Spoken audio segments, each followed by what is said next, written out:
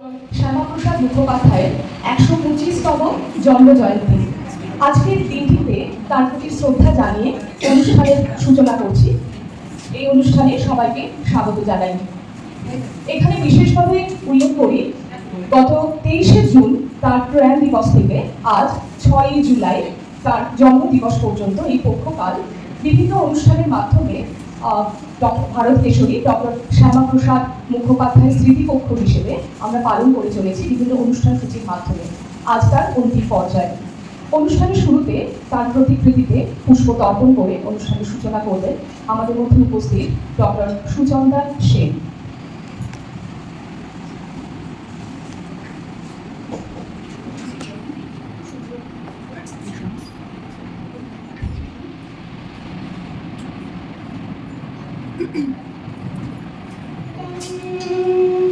वन्दे मातरम् सुजलां सुफलां मलयज शीतलां शस्यश्यामलां मातरं वन्दे मातरम् शुभ्रजोत्स्ना पुलकितयामिनी फुल्लकुसुमित सुहासिनी सुमधुर भाषिणी सुखदां वरदां मातरं वन्दे मातरम्। তার বক্তব্যের বিষয় একবার সকলকে জানিয়ে দিই। তিনি বলবেন ডক্টর শ্যামাপ্রসাদ মুখোপাধ্যায় এক জননায়কের উপাখ্যান। ডক্টর ঘোষ। যেদিন ওনার মরদেহ পৌঁছানোর কথা আমাদের দমদম বিমানবন্দরে, সেটা পৌঁছানোর কথা ছিল দুপুর 12টায়। কোনো এক অজ্ঞাত কারণে আমরা ধরেই নিতে পারি সেটা একটি রাজনৈতিক কারণে মরদেহ দুপুর 12টার জায়গায় রাত 12টায় পৌঁছানোর বন্দোবস্ত করা হয়। কারণ হিসেবে বলা হয়েছিল যে দুপুর 12টায়, মানে এটা মনে করে করা হয়েছিল যে জনসমাগম প্রচুর হবে এবং আক্ষরিক অর্থে একজন প্রিয় নেতাকে লোকে হারিয়েছে, দেশ তখন যথেষ্ট প্রচেষ্ট যে যদি রাত 12টায় পাঠানো হয় তাহলে জনসমাগম কমবে। কিন্তু ফল হয়েছিল একদম উল্টো। যে লোকেরা হয়তো দেরি হওয়ার কারণে দুপুর 12টায় পৌঁছতে পারেননি, যারা পৌঁছেছিলেন তারা তো ছিলেন, কেউ বিমানবন্দর ছেড়ে যাননি, এবং যারা পরে দেরি করলে হয়তো আসতে পারতেন না, দেরি না হলে তারা কিন্তু উপস্থিত হয়েছিলেন এবং ভিড় ছিল মারাত্মক। ফলে উনি যে আক্ষরিক অর্থে একজন জননায়ক ছিলেন সেটা বলা। বাংলার বাদ আশুতোষ মুখোপাধ্যায় এবং যোগমায়া দেবীর ঘরে জন্ম নিলেন শ্যামাপ্রসাদ মুখার্জি, ডক্টর শ্যামাপ্রসাদ মুখার্জি। তার ঠাকুরদা ছিলেন হুগলি জেলার জিরাট গ্রামের গঙ্গাপ্রসাদ মুখার্জি। অত্যন্ত কম বয়সে, সেই রেকর্ড এখনো অক্ষুণ্ণ, তিনি মাত্র 33 বছর বয়সে কলকাতা বিশ্ববিদ্যালয়ে ভাইস চ্যান্সেলর হন। ডক্টর শ্যামাপ্রসাদ মুখার্জি শেরে বাংলা কে ফজলুল হকের সাথে একটি জোট সরকার গঠন করেন। এর উদ্দেশ্য ছিল দুটো। মুসলিম লীগ চাইছে সাম্প্রদায়িকতা এর ভিত্তিতে দেশকে ভাগ করতে। সেইটা প্রতিহত করা যাচ্ছে কিভাবে? দ্বিতীয় যে কারণটা, সেটা হচ্ছে, ভুলে চলবে না, ফজলুল হক ছিলেন একজন মুসলিম কৃষিজীবী, কৃষি নেতা, কৃষক নেতা, এবং শ্যামাপ্রসাদ কট্টর হিন্দু।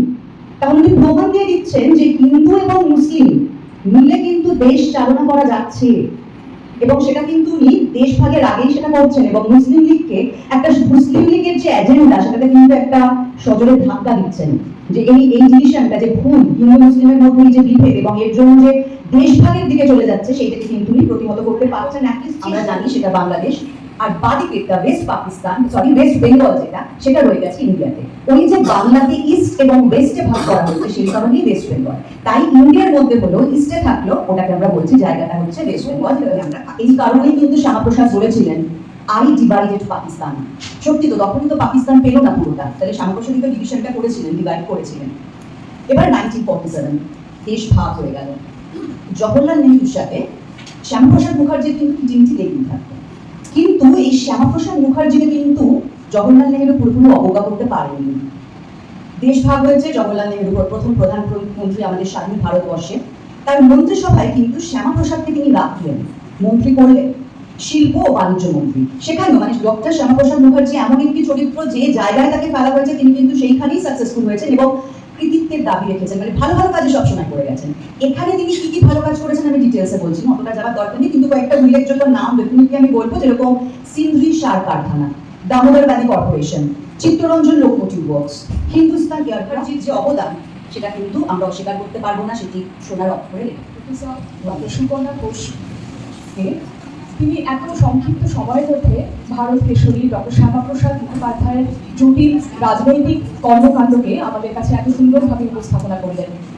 আজকের আলোচনা পর্বে আমরা প্রশ্নোত্তর পর্বটি রাখতে পারছি না সময়ের সংক্ষিপ্ততার জন্য, তো চলে যাবো সোজা দ্বিতীয় বক্তা ডক্টর সামনিক মিত্র।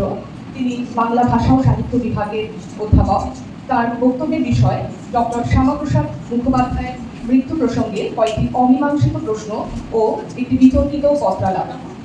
ডক্টর সামনিক মিত্র, এখানে একটা ছোট্ট কথা একটু বলে রাখি যে তার ডক্টর শ্যামাপ্রসাদ মুখার্জির জন্ম জয়ন্তীতে আমরা তার মৃত্যুর উপাখ্যানে বারবার ফিরে আসছি, কিন্তু এটা মনে ভুলে গেলেও চলবে না যে জীবন মৃত্যু দুটির পর্যায়ের আলোচনার মাধ্যমে তার জীবনের একটা সম্পূর্ণ দিক আমাদের কাছে উপস্থাপিত হবে। এই আশা নিয়ে আমরা আজকে দ্বিতীয় পর্যায়ে বক্তার কাছে চলে যাচ্ছি।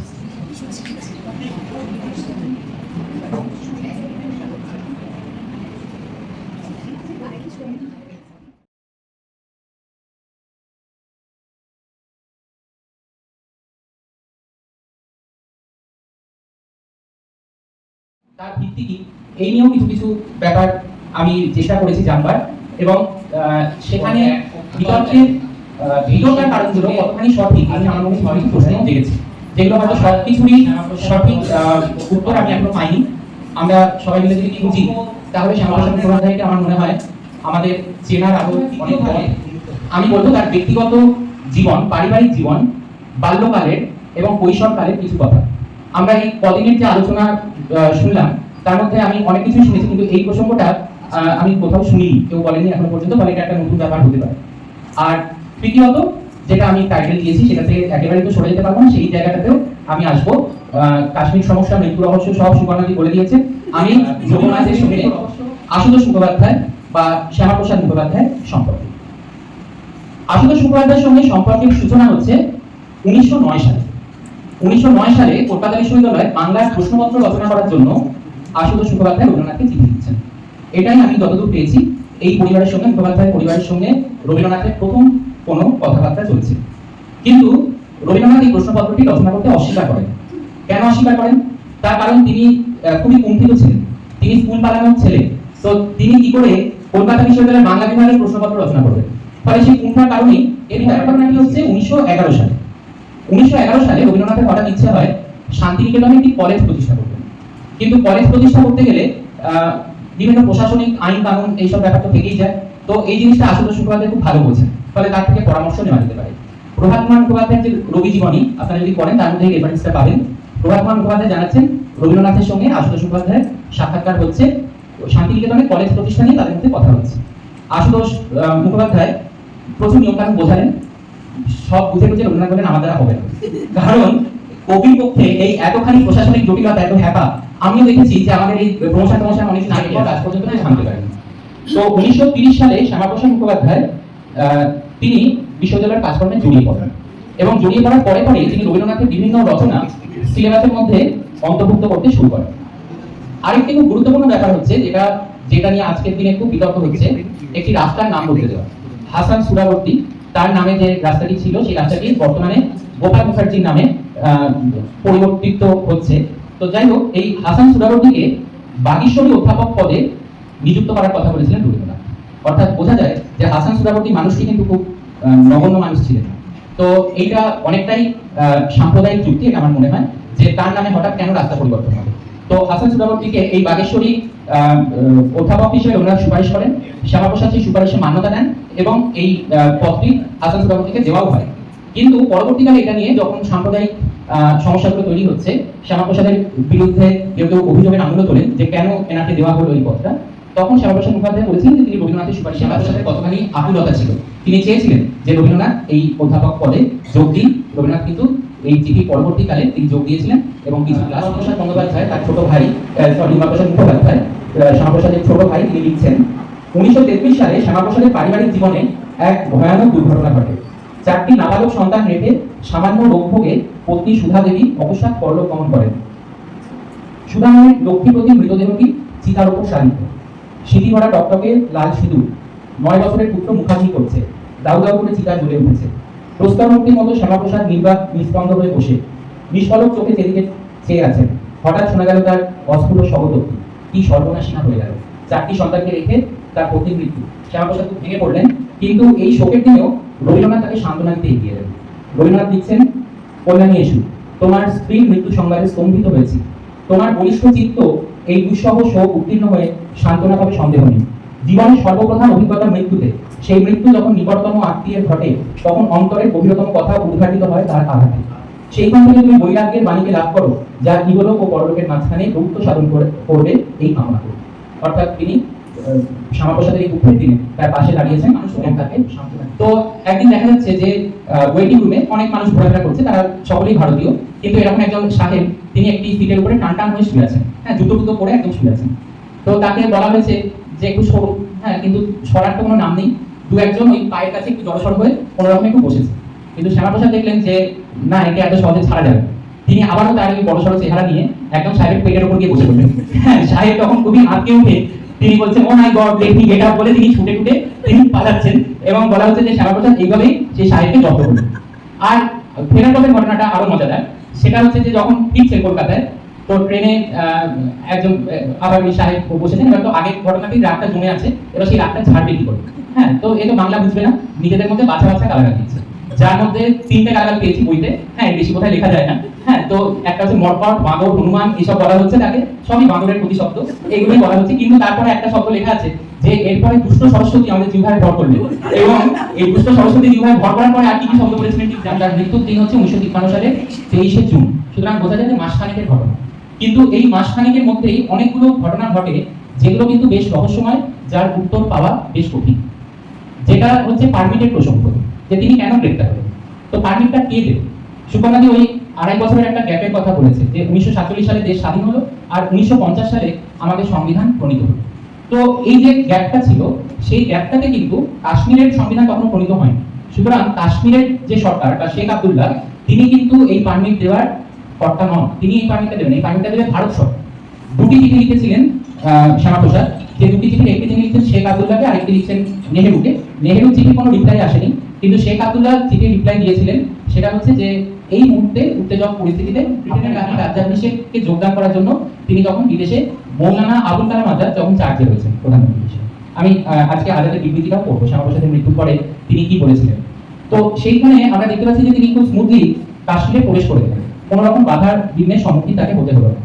এবং সেইখানে যখন তাকে গ্রেপ্তার করা হলো রাভি নদীর তীরে, সেইখান থেকে প্রায় 50 কিলোমিটার দূরে তাকে নিষাদবাগ বলে একটা জায়গাতে নিয়ে যাওয়া হয়, যেটা বিভিন্ন জায়গাতে বলা হচ্ছে যে এটা একটা সুরম্য স্থান, ডাল লেকের উপরে। এইটা নিয়ে এত কথা কি আছে, কিন্তু ব্যাপারটা সেরকম নয়। যেটা সুকন্যাদি বলেছে যে এটা একটা বাংলো, এটা কথার কথা, এটা প্রকৃতপক্ষে কোনো বাংলো নয়, এটা একটা ছোট্ট অপরিসর ঘর ছিল, এটা একটা ভিলা, ভিদার ভিলা, এই নামটা আমি পেয়েছি। তো যাই হোক, সেইখানে উনি বন্দী হয়েছিলেন, এবং এই বাড়িটাতে ইঁদুর, সাপ, পেঁচা এইসব ছিল, উৎপাত ছিল। টয়লেটে যে যেতে হতো, একটা সরু করিডোরের মধ্যে দিয়ে টয়লেটে যেতে হতো, ওইটাই প্যাসেজ। 3 জন বন্দী ছিলেন, শ্যামাপ্রসাদ এবং তার 2 সহযোগী গুরুদত্ত বই এবং আর একজন হচ্ছেন টেকচাঁদ শর্মা। এই 2 জন বন্দী ছিলেন, যদিও প্রথমে কিছুটা যুবকী অটল বিহারী বাজপেয়ী তাদের সঙ্গী ছিলেন। তো সেইটা শেষ অব্দি বাজপেয়ী জাননি, কিন্তু এই 2 জন মানুষ গিয়েছিলেন। তো এই 3 জন বন্দী হন, 3 জনকেই ওই প্যাসেজে শ্যামাপ্রসাদের মৃত্যু। শুধু মৃত্যু নয়, যে মৃত্যু তিনি বরণ করেছেন সেই মৃত্যুর তদন্ত হয়নি, সেই মৃত্যু কেন হলো সেটা সম্পর্কে। কিছুদিন আগে যখন আমি জেনেভা থেকে কায়রো রওনা হচ্ছি, সেই সময় আপনার পুত্র ডক্টর শ্যামাপ্রসাদ মুখোপাধ্যায় পরলোক গমনের সংবাদ শুনে মর্মাহত হই। সংবাদটি আমায় আঘাত এনেছিল, কারণ রাজনীতিতে আমাদের মধ্যে মতবিরোধ থাকলেও আমি তাকে শ্রদ্ধা করতাম, ভালোবাসতাম। আপনি তার মা, আমার কাছে এই আঘাত অত্যন্ত বেশি, এবং আপনার দুঃখ লাঘব করার মতো কোনো ভাষা আমার নেই। আমি কায়রো থেকে ডক্টর বিধানচন্দ্র রায়কে একটি তারবার্তা পাঠিয়ে আপনাকে আমার গভীরতম সমবেদনা ও শ্রদ্ধা জানাতে এসে পৌঁছেছে। আপনার চিঠিটি গোটা পরিস্থিতির ব্যাপারে এক দুঃখজনক ভাষ্য। আপনার মনোভাব রহস্য অনাবৃত করার ব্যাপারে সাহায্য করে না, বরং রহস্যকে আরো ঘনীভূত করে তোলে। আমি প্রকাশ্য তদন্ত চেয়েছিলাম, আপনার পরিষ্কার ও যথার্থ ধারণা জানতে চাই। স্পষ্ট ভাষায় বলছেন যে আপনার ধারণা জানতে চাইনি, তদন্ত করুন, তদন্ত রিপোর্ট আসুক, তারপরে জানা যাবে। আপনার ব্যক্তিগত ধারণার উপরে তো এই একটি মুহূর্তে দর্শনী আছে, তো সেখানে যাওয়ার আগে কয়েকটি বিশেষ গুরুত্বপূর্ণ ঘোষণা করতে চাই। যতক্ষণ এখানে প্রস্তুতি পর্ব চলেছে ততক্ষণ এই ঘোষণা আমরা করে নিতে পারি। ভারত কেশরী ডক্টর শ্যামাপ্রসাদ মুখোপাধ্যায়ের স্মৃতিপক্ষ আমরা উদযাপন করে চলেছি এবং তার একটি বিশেষ দিক ছিল রচনা প্রতিযোগিতার আয়োজন করা, এবং সেখানে আমাদের ছাত্রীরা অংশগ্রহণ করেছে। তাদের মধ্য থেকে প্রথম, দ্বিতীয়, তৃতীয় তিনজন স্থানাধিকারীর নাম ঘোষণা করছি। প্রথম হয়েছে দেবপ্রিয়া দাস, কমিউনিকেটিভ ইংলিশ ডিপার্টমেন্টের সেমিস্টার 2 স্টুডেন্ট। শ্যামাপ্রসাদ মুখোপাধ্যায়ের ওপরে, জীবনের ওপরে রচনা প্রতিযোগিতার আয়োজন ছিল। দ্বিতীয় স্থানাধিকারী আস্থা চৌরাশিয়া, এমটিসি সেমিস্টার 6 এর স্টুডেন্ট। এবং তৃতীয় স্থানাধিকারী পূজা কোলে, ফিলসফি ডিপার্টমেন্টের সেমিস্টার 4 এর স্টুডেন্ট। ছাত্রীদের সকলকে অভিনন্দন। এই প্রসঙ্গে বলি, পশ্চিমবঙ্গ দিবস উপলক্ষেও আমরা প্রবন্ধ প্রতিযোগিতার আয়োজন করেছিলাম এবং তার ফলাফল আজকেই ঘোষণা করছি। প্রথম স্থানাধিকারী সুরঞ্জনা হালদার, পলিটিক্যাল সায়েন্স ডিপার্টমেন্টের সেমিস্টার 2 স্টুডেন্ট। দ্বিতীয় হয়েছে Samriddhi Hazra, department of English semester 3 student. এবং তৃতীয় স্থানাধিকারী Siona Basu, department of English second semester. পণপ্রথা নিয়েও আমাদের প্রবন্ধ প্রতিযোগিতার আয়োজন আগেই করা হয়েছিল এবং তখন আমরা বিজয়ীদের নাম আজকের এই আলোচনায় ঘোষণা করছি। আজকের অনুষ্ঠানে প্রথম স্থানাধিকারী Ishani Chowdhury, 4 semester communicative English department. দ্বিতীয় হয়েছে সুরঞ্জনা হালদার। সুরঞ্জনা আগেও প্রথম হয়েছে প্রতিযোগিতায়, সুরঞ্জনা হালদার দ্বিতীয় সেমিস্টার পলিটিক্যাল সায়েন্স ডিপার্টমেন্টের। তুমিদের বিশেষভাবে খুশি হওয়ার কথা।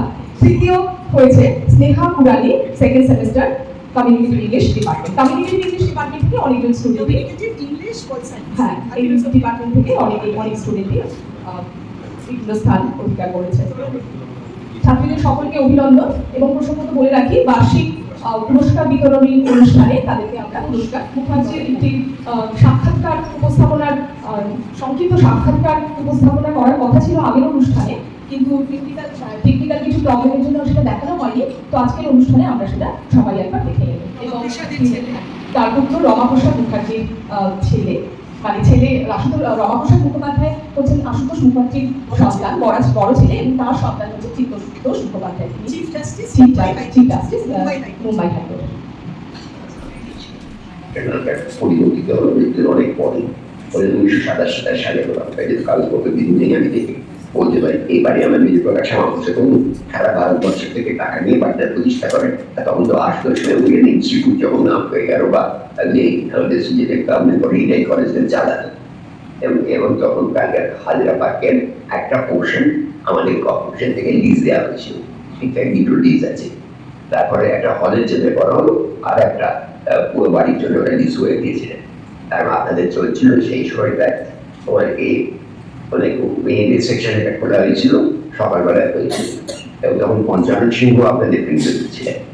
এই শ্রীরামপুর থেকে আসতেন এবং নিজের রাজনৈতিক দলের সঙ্গে সংশ্লিষ্ট বিপ্লবী ছিলেন, একটু ডেডিকেটেড লোক ছিলেন। সব প্রতিষ্ঠানে যেখানে কেউ তাদের ডেডিকেশন, একটা অ্যাটাচমেন্ট এটা না থাকার প্রতিষ্ঠান করে, সেটা ইউনিভার্সিটি লেভেলে স্যার আসতে সে কথাই পাবো, মোদী সমাবেশাই পাবো, এরা কিন্তু একটা মনের প্রাণভাবে নিজেদের ভাবে ভেবেছে। বিভিন্ন প্রতিষ্ঠানটা হয়েছে, আর আমাদের গোড়াতে অনেক ডিস্ট্রিক্ট স্টুডেন্ট বেরিয়েছিলেন। যখন নাম পরিবর্তন হয়নি তখন একজন দুটো মেয়েরা পড়ছেন, তার মধ্যে লীলা মজুমদার আমাদের একজন ছাত্রী ছিল। আমাদের ছাত্রী ছিলেন, লিখে গেছেন। আমাদের আরো ডিস্ট্রিবিউশন মেয়েরা এই সবাই সমসাময়িক কোনো মেয়েদের কলেজ ছিল না, যার ফলে আপনাদের মেয়েরা এখানে করার দুটোকে কোনো আর অবকাশ নেই। এই মেয়েরা না করলে এটা হতো, এই আন্দোলনটা করেই Only UPS ছিলেন পুরো ব্যাপার। Thank you, sir. Thank you, sir. Witness to many feudal processions, but this one had an additional dimension. There have been equally massive, equally sorrowful congregations of millions. There was only one leader in the country who could stand up with the colossal figure of Jawaharlal Nehru, the Prime Minister of India, in that early flush of independence.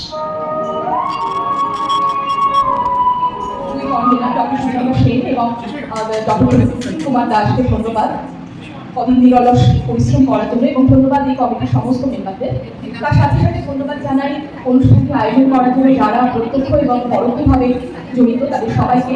বিশেষভাবে ধন্যবাদ দিই আজকে যারা উপস্থিত থেকেছেন এবং শেষ মুহূর্ত পর্যন্ত উপস্থিত আজকে আমাদের সঙ্গে আছে, সকলকে ধন্যবাদ জানিয়ে আজকের অনুষ্ঠানে অধিনায়ক জয় হে ভারত ভাগ বিধাতা, পাঞ্জাব সিন্ধু গুজরাট মারাঠা দ্রাবিড় উৎকল বিন্ধ্য হিমাচল যমুনা গঙ্গা উচ্ছল জলধি তরঙ্গ, তব শুভ নামে জাগে, তব শুভ আশিস মাগে, গাহে তব জয় গাথা, জনগণ মঙ্গল দায়ক জয় হে ভারত ভাগ বিধাতা, জয় হে জয় হে জয় হে, জয় জয় জয় জয় হে